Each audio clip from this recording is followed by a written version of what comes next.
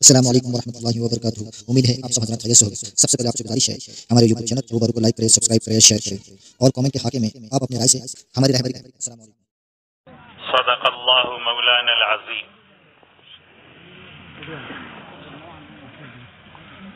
دیکھو میرے بھائیوں، دوستوں، بزرگوں، اس وقت مسلمانوں کی جان اور مال اور وقت، یہ تینوں چیزیں دین پر نہیں لگ رہی، اور اگر لگ بھی رہی ہیں تو بہت تھوڑا۔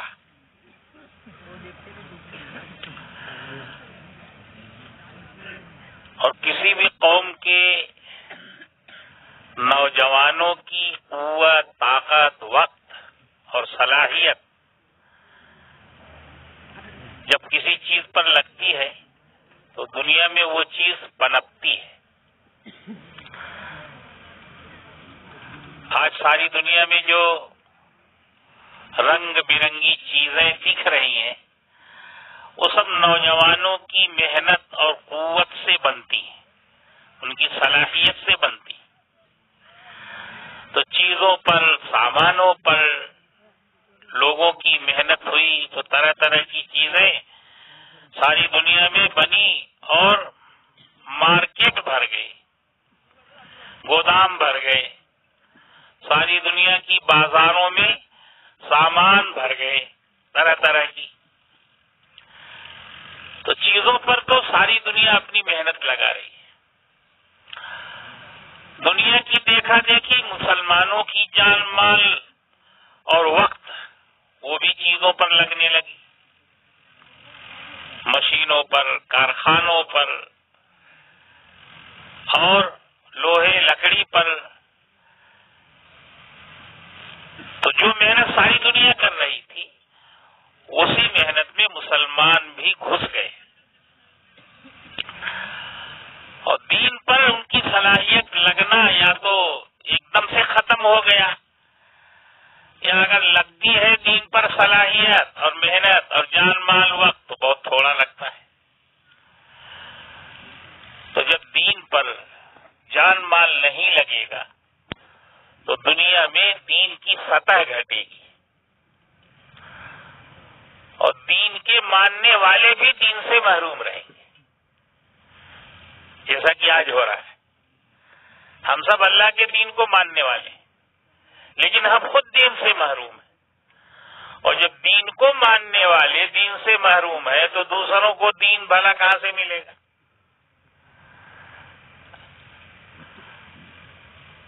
روس میں جب کمیونزم کا انقلاب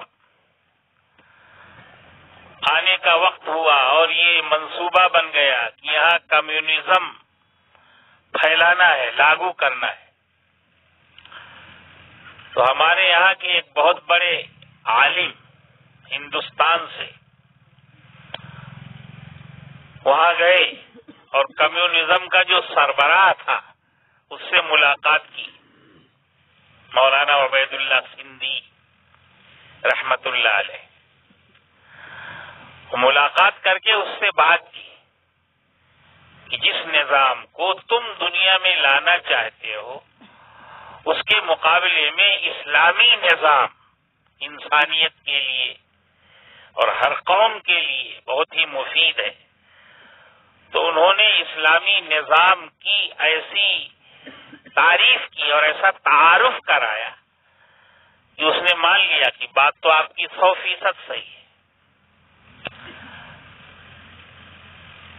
لیکن یہ بتائیے کہ جس اسلام کے نظام کی بات آپ مجھے سمجھا رہے ہو وہ نظام پوری دنیا میں آج کہیں قائم ہے، کہیں دکھ رہا ہے؟ تو حالانکہ سینکڑوں ملک اور ہزاروں شہر مسلمانوں کی زمین پر ہیں، لیکن وہ ایک شہر یا ایک ملک کی بھی نہیں پیش کر سکے کہ جہاں وہ اسلام ہے نا بھائی جس کا انہوں نے اس سے تعارف کرایا تھا اور وہ نظام اسلامی جہاں قائم ہو، تو نمونہ بھی نہیں پیش کر سکے۔ تو پھر اس نے یہ کہا کہ مولانا بات آپ کی بہت صحیح ہے اور نظام آپ نے جو بتایا وہ بہت پکا نظام ہے، لیکن ہم ایک فیصلہ کر چکے ہیں اور اب ہم اس کو بدل نہیں سکتے۔ آپ اس سے پہلے آ کر اگر اپنی تھیوری پیش کرتے تو ہم آپ کی بات مان لیتے۔ تو اس وقت چونکہ ہماری صلاحیت، ہماری قوت، ہماری طاقت، ہمارا وقت، ہماری فکر اور ہماری استعداد دین پر نہیں لگ رہی، تو اس کا ایک نقصان تو یہ ہے کہ پھر خود مسلم قوم ہی دین سے محروم ہے، اور دوسرا نقصان یہ ہے کہ اقوام عالم کو مسلمانوں سے جو دین مل رہا تھا تو اقوام عالم بھی محروم ہو گئی، تو دنیا بھی محروم اور خود مسلمان بھی دین سے محروم۔ اور سبب اس کا بنیادی کیا ہے کہ ہماری جان، ہمارا مال، ہمارا وقت ہم نے اپنی مرضی سے جہاں چاہا استعمال کرنا شروع کر دیا، حالانکہ جان مال مسلمان کا بکا ہوا سامان ہے۔ اللہ نے قرآن پاک میں اعلان کیا ہے، ان اللہ اشتری من المؤمنین انفسهم واموالهم، مسلمانوں کی جان اور مسلمانوں کا مال اللہ نے مسلمانوں سے خرید لیا ہے۔ ہر مسلمان کی جان اور مال کا سودا ہو چکا ہے۔ اگر کوئی مسلمان اپنی جان اور اپنے مال کو اور اپنی زندگی کو اور اپنی صلاحیت کو اپنی مرضی سے خرچ کر رہا ہے تو بکے ہوئے مال میں تصرف کر رہا ہے، یہ پاپ ہے، جرم ہے، اور اس جرم کا خمیازہ آنکھ بند ہونے کے بعد بھگتنا پڑے گا۔ یہ جو ہماری تبلیغ کی محنت ہے، اس محنت سے مقصود یہ ہے کہ ہر مسلمان اپنی جان و مال کا صحیح مصرف پہچانے۔ ہم دنیا والوں کی طرح سے نہیں ہیں، اور ہمارا نظام حیات وہ نہیں ہے جو دنیا والوں کا ہے، اور ہماری زندگی کا راستہ وہ نہیں جس پر دنیا چل رہی۔ ہماری زندگی تو اللہ نے کسی اور کام کے لیے بنا رکھی، تو وہ کیا ہے؟ ہماری زندگی کا مصرف کیا ہے؟ ہماری زندگی کا راستہ کیا ہے؟ ہماری زندگی کا طرز عمل کیا ہے؟ اس محنت کے ذریعے سے یہ مقصود ہے کہ ہر مسلمان کو، مسلمان کے بچے کو یہ بات سمجھ میں آ جائے کہ زندگی کا مصرف کیا ہے،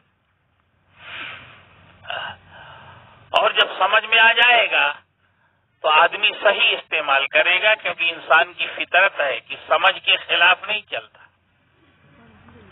کوئی بھی آدمی ہو، جو اس کی سمجھ میں آئے گا وہ کرے گا، اور جو چیز سمجھ ہی میں نہ آئے تو وہ نہیں کرے گا۔ تو اس محنت سے ایک بڑا مقصود یہ ہے کہ دنیا میں بسنے والے تمام مسلمان اس بات کو سمجھ جائیں کہ ہماری زندگی کس مصرف کے لیے ہے، ہماری زندگی کا مصرف کیا ہے۔ ہم جہاں اپنے کو اس وقت استعمال کر رہے ہیں وہ ہماری زندگی کا مصرف نہیں ہے، یہ تو بات طے ہے۔ اپنی مرضی سے اپنی زندگی ہر مسلمان جہاں چاہے لگا رہا ہے، اپنی ذہانت، اپنی صلاحیت، اپنا علم، اپنا ہنر، اپنی طاقت، اپنا مال، اپنا وقت، جس کی جو مرضی میں آئے، جو پسند آئے وہاں جھونک رہا ہے، تو یہ تو غلط ہے۔ اور یہ بکی ہوئی چیز میں تصرف ہے کہ ایک سامان کسی کو بیچ بھی دیا اور اسے استعمال بھی کر رہے ہیں، تو ظاہر بات ہے کہ یہ جرم ہے۔ جب آپ نے بیچ دیا، آپ کی چیز بک گئی تو آپ کی نہیں رہی، آپ اسے استعمال نہیں کر سکتے۔ اب اس کی حفاظت کریں، جس نے خریدا ہے وہ جب لے جائے گا تو دینا پڑے گا۔ تو جان مال ہماری بکاؤ چیز ہے، ہم اس میں تصرف اپنی مرضی سے نہیں کر سکتے، اور ساری دنیا کے مسلمان یہ کر رہے ہیں۔ تو ہماری یہ جو محنت ہے اس سے ایک مقصود تو یہ ہے کہ ہمیں اپنی زندگی کا مصرف معلوم ہو، اور اس کو سمجھنے کے لیے راہ خدا میں نکلنا پڑتا ہے۔ یہ اپنی جگہ، اپنے گھرودے میں، اپنے ماحول میں یہ بات سمجھ میں نہیں آئے گی۔ ہر چیز کو اس کے ماحول میں سمجھا جاتا ہے.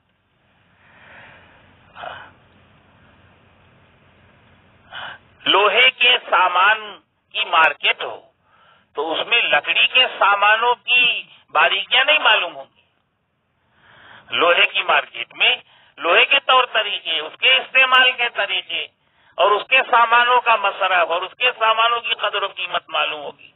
لکڑی کی مارکیٹ میں لکڑی کی قدر و قیمت معلوم ہوگی. تو ہر چیز کی قدر و قیمت اور ہر چیز کی شناخت اور پہچان اس کے اپنے ماحول میں ہوتی ہے.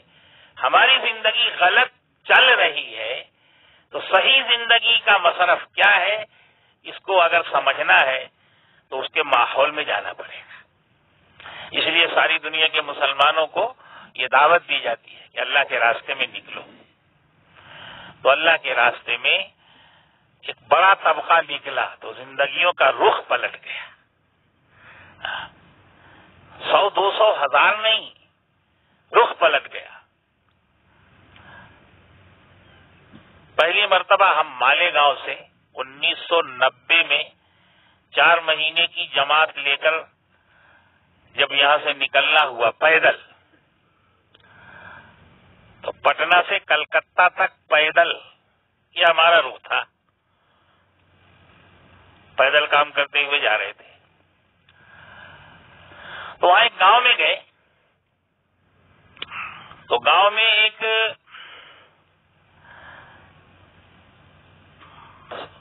ہوائی جہاز کے پائلٹ تھے، چھٹی پر آئے ہوئے تھے. ان سے ملاقات ہوئی تو انہوں نے اپنا ایک قصہ سنایا کہ میری ڈیوٹی ہے عراق سے واشنگٹن، واشنگٹن سے عراق، جہاز کو اڑا کر لے جانا، اڑا کر لے آنا. یہ میری ڈیوٹی ہے، یہ میرا کام ہے. تو ایک مرتبہ ہم واشنگٹن گئے جہاز لے کر، اور وہاں سے جس جہاز کو ہمیں لانا تھا اس پر دوسرے کی ڈیوٹی لگ گئی. تو ہم بغیر اپنی ڈیوٹی کے وہاں سے عراق واپس ہو رہے تھے دوسری جہاز میں سوار ہو کر کے. تو جس سیٹ پر میں بیٹھا تھا انہوں نے اپنا قصہ سنایا. تو ہمارے آگے 2 گورے بیٹھے تھے، وہ آپس میں بات کر رہے تھے. تو ایک کہہ رہا تھا دوسرے سے کہ لگتا ہے کچھ دنوں میں پھر سے دنیا میں اسلام کا اور مسلمانوں کا بول بالا ہو جائے گا ساری دنیا میں، ایسا لگتا ہے. ایک گورا دوسرے سے کہہ رہا تھا. تو دوسرا کہنے لگا یہ کیسے ہو سکتا ہے،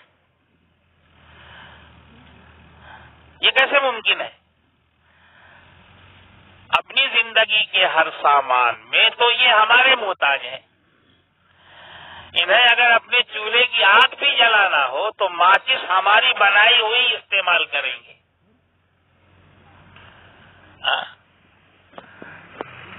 کپڑا ہم بنا کے دیتے تو یہ پہنتے. اور زندگی کے سارے سامان جو یہ استعمال کرتے ہیں وہ ہمارے بنائے ہوئے ہیں.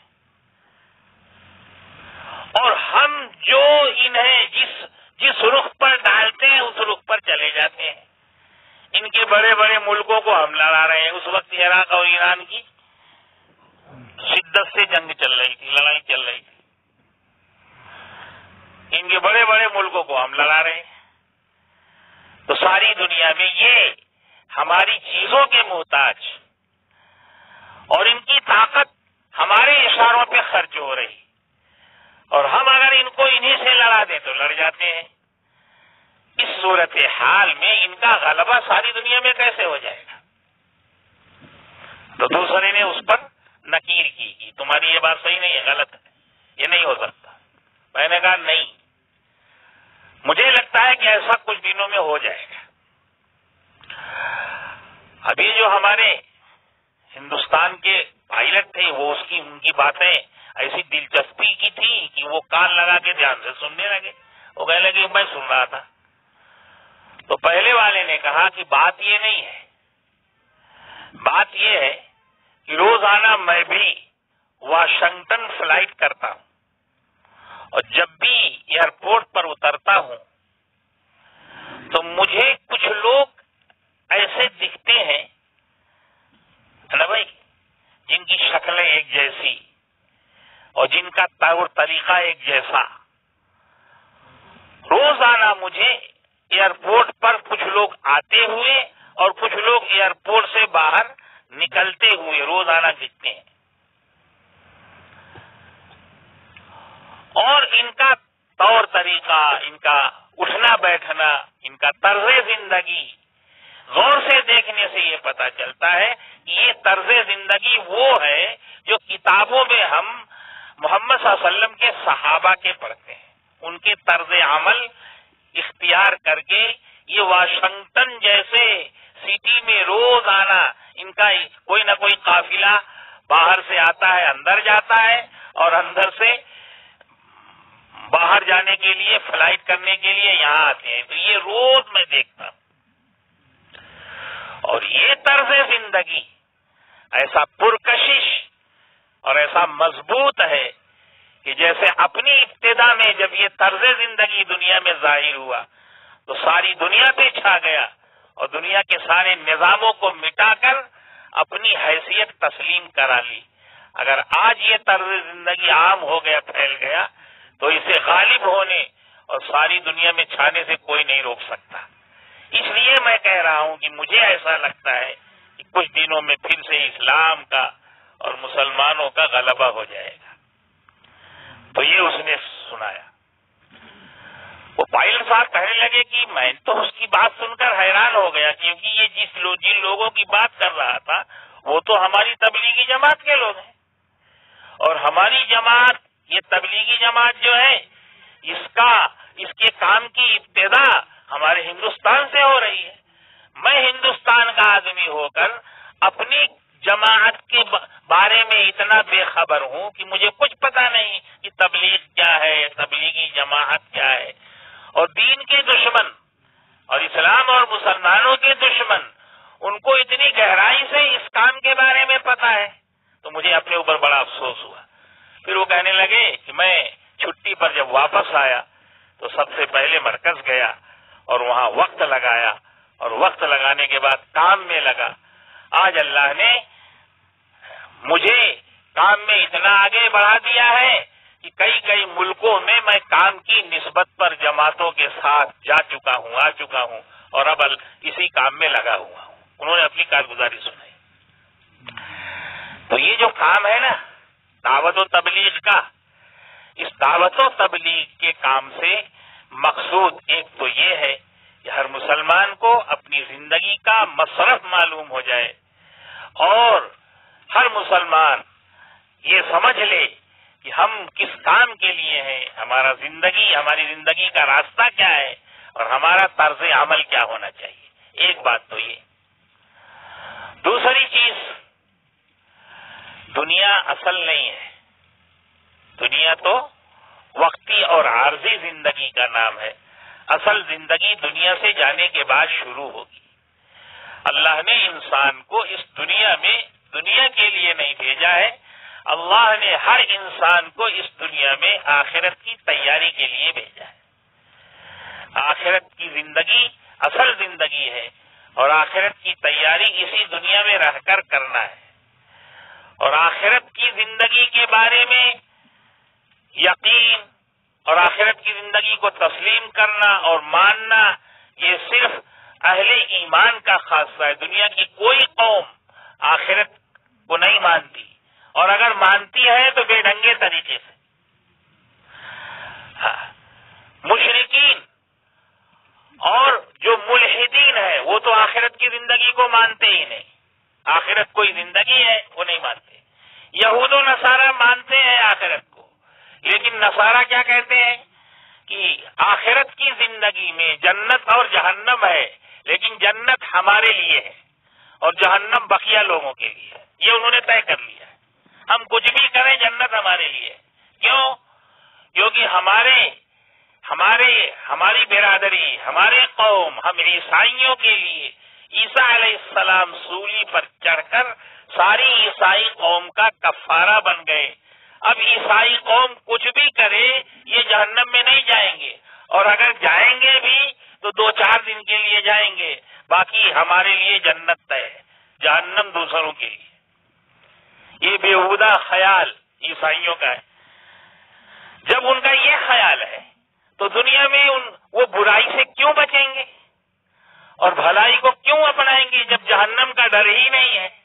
اس لیے جتنی بےہودگیاں، جتنی بے اعتدالیاں، جتنا ظلم و ستم اور جتنا لوگوں کی حق تلفی اور جتنے گندے اور برے کام ہے سب کر جائے تب بھی ان کو کوئی پرواہ نہیں ہو سکتی ہے۔ اس لیے دنیا میں برائیوں کے امام یہی لوگ بنے، یہ برائیوں کے امام ہیں، یہ فتنوں کے امام ہیں، یہ فسادات کے امام ہیں، اور ساری دنیا کو انہوں نے فتنوں سے، فسادات سے، بے حیائی سے اور غیر انسانی زندگی سے ساری دنیا کو بھر دیا۔ اور یہود بھی آخرت کو مانتے ہیں، لیکن وہ اور بیہودہ طریقے سے۔ ان کا من گھڑت عقیدہ یہ ہے کہ ہم یہودی لوگ اللہ کے بیٹے ہیں، نحن ابناء اللہ۔ قرآن نے ان کا جملہ نقل کیا کہ یہودی لوگ کیا کہتے ہیں؟ نحن ابناء اللہ واحباؤہ، ہم اللہ کے بیٹے اور بیٹیاں ہیں اور اللہ کے قریبی دوست ہیں۔ تو اللہ تعالی ہم کو جہنم میں اول تو ڈالے گا نہیں، لن تمسنا النار، اور اگر ڈالے گا بھی تو الا ایاما معدودہ، کچھ دنوں کے لیے ڈالے گا، پھر ہمیں جہنم سے نکال کر جنت میں بھیج دے گا۔ سارے یہودی جنتی ہیں، کوئی یہودی جہنمی نہیں ہے۔ جہنم کن کے لیے؟ باقی سارے لوگوں کے لیے، یہ ان کا عقیدہ ہے۔ اور ان کے علاوہ جو بقیہ اقوام ہیں وہ آخرت کو مانتے ہی نہیں۔ ہمارے ہندوستان کے مشرکین اور کفار وہ تو یوں کہتے ہیں کہ پنرجنم آواگمن ہوتا رہتا ہے، اس لیے جہنم کا کوئی مسئلہ ہی نہیں۔ جب تک آدمی برائی کرتا رہے گا تو اپنی برائی کی پاداش میں کسی گندے جانور کی شکل میں دنیا میں بار بار پیدا ہوتا رہے گا، یہاں تک کہ کسی جنم میں جب نیک بن جائے گا وہ سیدھا وہ جنت میں جائے گا۔ تو آخرت کے بارے میں کوئی قوم دنیا میں صحیح عقیدہ نہیں رکھتی۔ اہل ایمان کا عقیدہ ہے کہ آخرت حق ہے، مرنے کے بعد دوبارہ زندہ ہونا ہے، اللہ کے سامنے حاضر ہونا ہے، ہر ایک کو اپنی زندگی کا حساب دینا ہے۔ جس کی زندگی اللہ کو پسند ہوگی اللہ اس کو جنت دے گا، اور جس کی زندگی اللہ کو ناگوار ہوگی، ناپسند ہوگی، اللہ اسے سزا دے گا، اور خدا کے فیصلے کو کوئی طاقت بدل نہیں سکتی۔ ہم مسلمانوں کا یہ عقیدہ ہے، اور یہ عقیدہ برحق ہے، اللہ نے اس عقیدے کی تعلیم دی ہے۔ اس آخرت کی زندگی جس کے بارے میں ہم صحیح عقیدہ رکھتے ہیں، لیکن ہم خود اپنی آخرت سے غافل ہیں۔ ساری دنیا کو آخرت کی زندگی سمجھانے والی قوم ہماری، اور ہم خود اپنی آخرت سے غافل ہیں۔ ہماری اس محنت سے مقصود یہ ہے کہ ہر مسلمان کو یہ حقیقت ہے نا بھائی جو اس کے عقیدے میں ہے، ہر مسلمان کو یہ بات مستحضر ہو جائے کہ دنیا کی زندگی عارضی زندگی ہے، اصل زندگی آخرت کی ہے، اور دنیا کی زندگی آخرت بنانے کے لیے ہے، اور آخرت بنتی ہے دین سے، اور دین آتا ہے محنت سے۔ اس محنت سے مقصود یہ ترتیب سیکھنا ہے، ہر ایک کے اندر، ہر ایک کی سوچ میں، فکر میں یہ بات آ جائے۔ اسی محنت کو لے کر جوڑ ہوتے ہیں، اجتماعات ہوتے ہیں، بڑے بڑے اجتماعات ہوتے ہیں، چھوٹے چھوٹے بڑے بڑے اجتماعات۔ ہمارے اجتماعات کوئی میلہ نہیں ہے، اس لیے اس کو میلہ نہیں بنانا چاہیے۔ کام کرنے والے ساتھی بھی آئے نا تو ہو ہلہ ہردنگ نہیں مچانا، بلکہ وقار کے ساتھ۔ ہم کھڈا بھی کھودیں تو وہ بھی عبادت ہے۔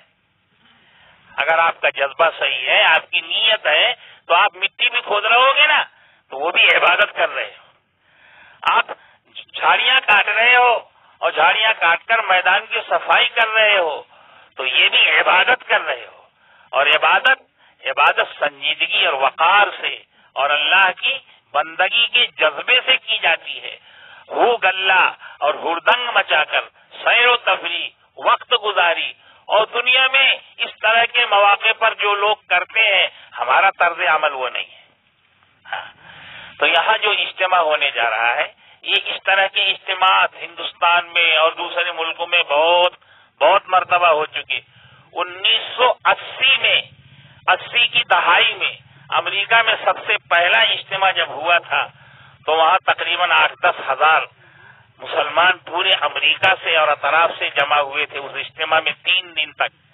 اور اجتماع کا نسق ہمارے نوجوان، خاص طور سے اسکولوں میں پڑھنے والے طلبہ نے سنبھالا تھا اور نوجوانوں نے، اور اتنے وقار اور سکون کے ساتھ 3 دن اجتماع ہوا کہ اجتماع جب ختم ہوا تو وہاں کی پولیس محکمے کے سربراہوں نے کہا تھا جو زندگی اس اجتماع میں دکھائی گئی ہے یہ زندگی سارے عالم میں بن جائے تو سارے عالم کا سارا فتنہ ختم ہو جائے اور سارے عالم کے سارے جھگڑے ختم ہو جائیں۔ کہ اسی کی محنت کے لیے تو ہم یہ اجتماع کرتے ہیں۔ تو ہمارے اجتماعات دنیا کو سچائی کا ایک پیغام دینے کے لیے ہوتے ہیں، ہمارا مجمع نہیں دکھانا ہے دنیا کو، ہم اتنی بڑی طاقت ہیں، ہم اتنی بڑی قوم ہے، ہماری تعداد اتنی بڑی ہے، یہ نہیں دکھانا ہے، بلکہ اجتماع کے انتظامات کو اور اجتماع کے افعال اور اعمال کو ایسی شکل دینی ہے کہ دنیا کو ایک پیغام جائے اور دنیا یہ سمجھ لے کہ لاکھوں کا یہ مجمع جب بغیر کسی ہنگامے کے جمع ہو کر پرامن طریقے سے چلا جاتا ہے اور اتنا بڑا انتظام یہ خود آپس کی محنت سے کر لیتے ہیں تو ان کے اندر کتنی صلاحیت ہے۔ یہ صلاحیت تو ملکوں کو چلانے کے لیے کافی ہو سکتی ہے۔ ہمیں دنیا میں ایک صالح پیغام اپنے اجتماعات کے ذریعے سے دنیا والوں کو پہنچانا ہے، لیکن یہ کب ممکن ہوگا؟ یہ ممکن اس وقت ہوگا کہ اجتماع کا انتظام بھی اور اجتماع کا انعقاد بھی اور اجتماع میں ہونے والے اعمال بھی، ہر عمل جب اجتماع کے طریقے پر ہو۔ اس لیے آپ حضرات ماشاءاللہ اپنی محنت، اپنی طاقت، اپنا وقت فارغ کر کے یہاں محنت کر رہے ہو تو اس بات کا لحاظ رکھنا، ہر بھائی کے دل میں یہ بات ہونا چاہیے کہ آپ اپنے لیے نہیں کر رہے ہو بلکہ اللہ کے لیے کر رہے ہو۔ کس کے لیے کر رہے ہو بھائی؟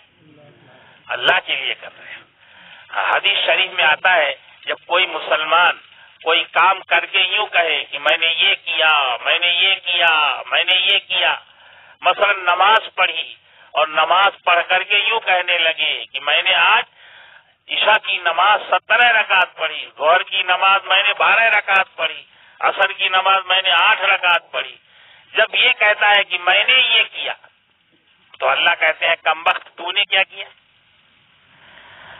ارے تیرے دل میں کام کا ارادہ میں نے ڈالا، تیرے پیروں میں کام کی کرنے کی طاقت میں نے ڈالی، تیرے جسم میں کام کے کرنے کی قوت میں نے پیدا کی، تیرے اعضائے بدن میں کام کی طاقت میں نے پیدا کی، سب تو میں نے کیا اور تو کہہ رہا ہے کہ تو نے کیا؟ رکھ تیری نماز، رکھ تیرا کام، رکھ تیرا عمل، مجھے تیرے کام کی کوئی ضرورت نہیں۔ اللہ منہ پر مار دیتے ہیں۔ اور اسی حدیث میں جناب رسول اللہ صلی اللہ علیہ وسلم یوں ارشاد فرماتے ہیں جب کوئی مسلمان کوئی کام کرے اور یوں کہے اے اللہ آپ کا احسان ہے کہ آپ نے مجھ سے نماز پڑھوا لی، آپ کا احسان ہے کہ آپ نے مجھ سے اجتماع کی خدمت کروا لی، آپ کا احسان ہے کہ مجھ سے دینی کام، دینی نسبت پر آنے والے مجمع کے لیے انتظام میں مجھے استعمال کیا، آپ نے استعمال کیا ورنہ میں کچھ نہیں کر سکتا تھا۔ جب بندہ یہ کہتا ہے تو اللہ کہتے ہیں بندے نیت تو تو نے کی تھی، ارادہ تو تو نے کیا تھا، چل کر تو تو ہی گیا تھا، اپنے ہاتھوں سے پھاوڑا کدال لے کر کھڈے تو تو نے کھودے تھے، سب کام تو نے کیا، جا میں تجھ سے راضی اور تیرے اس عمل کو تیرے آخرت کے ذخیرے میں لکھ دیتا ہوں جس کا اجر میں جب تو میرے پاس آئے گا تو دوں گا۔ بندہ جب اپنے کام کو اللہ کی طرف منسوب کرے تو اللہ اسے قبول فرماتے ہیں اور جب کوئی بندہ اپنے کام کو یوں کہے کہ میں نے یوں کیا میں نے یوں کیا، تو اللہ اس کے کاموں کو رد کر دیتے ہیں۔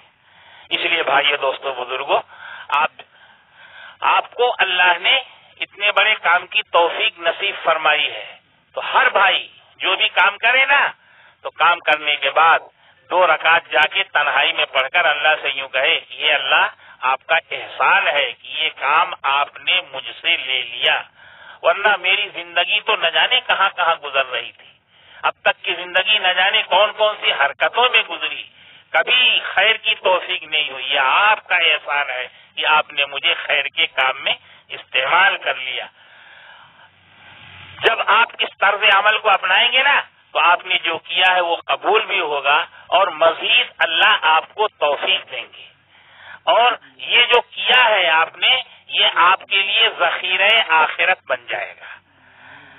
تو ایک گزارش تو سارے مجمع سے یہ ہے کہ کام کو اپنی مرضی سے اور اپنی منمانی نہ کریں، بلکہ ذمہ داروں کے مشورے سے جو آپ کو بتا دیا جائے، جتنا بتا دیا جائے، جیسے بتا دیا جائے اتنا کریں، اور جو آپ سے ہو جائے تو آپ کو شیطان یہ نہ سمجھائے کہ دیکھ تو نے اتنا بڑا کام کیا، کوئی تجھے شاباشی بھی نہیں دے رہا ہے۔ ہمیں شاباشی کے لیے کرنا ہی نہیں، ہمیں تو اللہ کو راضی کرنے کے لیے کرنا ہے۔ کوئی ہماری تعریف کرے نہ کرے، کوئی ہمیں پوچھے نہ پوچھے، ہمیں تو اللہ کے لیے کرنا ہے، اور اللہ کے لیے کرتے رہیں گے انشاءاللہ۔ تو سارے بھائی اس جذبے سے اپنے کام کو انجام دیں، اور ذمہ دار حضرات کے مشورے سے، ماتحتی سے، حضور پاک صلی اللہ علیہ وسلم کے صحابہ کرام کوئی بھی کام کرتے تھے تو ذمہ داروں کے مشورے سے باہر کوئی کام کبھی نہیں کرتا تھا، ہر آدمی پابند اور ماتحت بن کر کرتا تھا۔ تو رسول اللہ صلی اللہ علیہ وسلم کی طرز زندگی اور آپ کا طرز عمل یہ ہے کہ کرنے والا مجمع اپنے ذمہ داروں کی ماتحتی میں اور ان کے بتائے ہوئے طریقے کے مطابق پابند بن کر کرے، اپنی منمانی کوئی ساتھی کچھ نہ کرے، اور ہر ساتھی کا جذبہ یہ ہو کہ ہم اللہ کے لیے کر رہے ہیں، دین کی خدمت کر رہے ہیں، ہے نا بھائی، کسی پر احسان نہیں کرتے، تبلیغ والوں پر، دینی کام کرنے والوں پر، علماء پر، یہاں کے ذمہ داروں پر ہم کسی پر احسان نہیں کر رہے ہیں، بلکہ اللہ کے لیے یہ خدمت کر رہے ہیں۔ اللہ کا احسان ہے کہ اس نے ہمیں استعمال کر لیا۔ اور اس سب کے بعد اجتماع تو اپنی اپنی تاریخوں پر ہو جائے گا، اور آپ حضرات کی کوششیں جو ہو رہی ہیں، محنتیں جو لگ رہی ہیں، اگر آپ کے جذبے صحیح رہے تو اللہ اسے ذخیرہ آخرت بھی بنا دے گا، آپ کو اجر بھی ملے گا، ثواب بھی ملے گا۔ لیکن جو صلاحیت، جو طاقت آپ کو اللہ نے دی ہے، وہ اجتماع تو چند دنوں کا ہوگا، ختم ہو جائے گا، پھر یہ زندگی پھر انہی گلیوں میں اور اسی طرز عمل سے جو اب تک گزری ہے، نہیں۔ ہر بھائی یہ طے کرے کہ ہمیں اپنی زندگیوں کا رخ صحیح کرنے کے لیے ہمیں بھی اللہ کے راستے میں نکلنے کی اپنی ترتیب بنانی ہے۔ کریں گے بھائی سب ساتھی؟ ہاں، تو یہ 3-4 باتیں اس وقت آپ کے گوش گزار کرنی تھی۔ ایک تو یہ کہ جو کریں اللہ کے لیے کریں، دوسرے اپنے ذمہ داروں کی ماتحتی میں کریں، اور تیسرے وقار کے ساتھ کریں، ہے نا، اس کو کھیل نہ بنائیں، یہ اجتماع کا کھیل نہ بن جائے، یہ عبادت گاہ ہے، یہاں اللہ کا کلام بولا جائے گا، سنا جائے گا، لاکھوں کا مجمع آئے گا، اللہ کی بات سنے گا۔ یہ پورے اجتماع گاہ ایک مسجد ہے، یہاں ہنگامہ نہیں، شور نہیں، ہردنگ نہیں، ہے نا بھائی، میلہ نہیں، بازار نہیں، بلکہ ہر کام وقار کے ساتھ ہو۔ اور سارے بھائی نمازوں کا اہتمام کریں۔ اگر آپ اپنی فرض نمازوں میں کوتاہی کریں گے اور کام کریں گے تو فرض نمازوں کی کوتاہی کی وجہ سے آپ کے کاموں میں اللہ کی مدد نہیں ہوگی، اور آپ کے کاموں میں برکت نہیں ہوگی، اور اس کی نحوست پورے مجمع کو برداشت کرنی پڑے گی۔ اس لیے یہ گزارش ہے کہ اپنے فرائض کے اہتمام کے ساتھ جو توفیق اللہ دے، خدمت کرنے کی، محنت کرنے کی اللہ کے لیے، اور اپنے ذمہ داروں کے مشورے سے ان کی ماتحتی میں اپنی خدمات کو انجام دیں، اور اجتماع کے بعد اللہ کے راستے میں نکلنے کی اپنی ترتیب بھی سوچیں۔ چاہے جب اللہ توفیق دے، لیکن یہ نیت والا نہیں کہ انشاءاللہ ہمیں بھی اللہ کے راستے میں نکل کر اپنا طرز زندگی صحیح کرنا ہے. کریں گے بھائی انشاءاللہ سب لوگ. اللہ پاک عمل کی توفیق نصیب فرمائے. ٹھیک ہے، اپنے اپنے کام سے لگ جائیں. سبحان اللہ و بحمدہ، سبحانک اللہم وبحمدک، اشہد ان لا الہ الا